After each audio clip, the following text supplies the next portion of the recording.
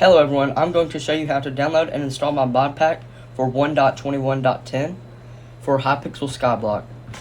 So this is what you're going to install. It's 46 mods with resource packs.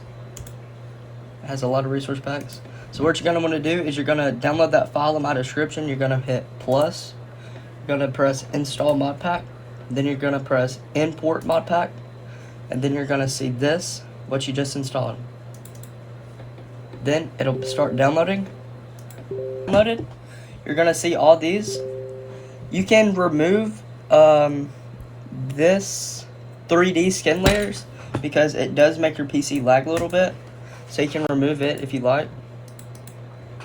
But once you've downloaded them all, you press play.